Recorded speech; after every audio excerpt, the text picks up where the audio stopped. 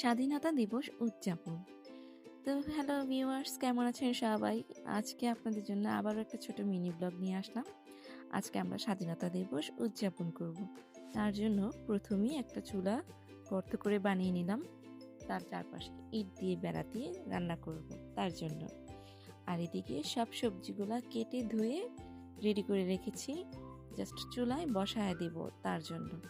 তো প্রথমে আমরা একটু আমাদের ভিতরের ঘরোয়া লার্কি চুলাতে মুরগির মাংসটা কষায় নিচ্ছিলাম। যেহেতু আমাদের পরিবারটা খুবই বড়, তার জন্য বেশি করে রান্না চলছে। তো এই যে বাহিরে আমরা সেই চুলাটার মধ্যে চাল ঢাল সব সব সবজি দিয়ে পানি ঢেলে খিচুড়িটা রান্না করে ফেললাম। তারপর আর কি সবাই খিচুড়ি খাওয়া শুরু করে দিল, আমিও খেয়ে নিলাম। তারপর হচ্ছে স্বাধীনতা দিবসে একটা পতাকা উড়ালাম। এই তো আমাদের ছোটখাটো করে একটি স্বাধীনতা দিবস পালন হয়ে গেল।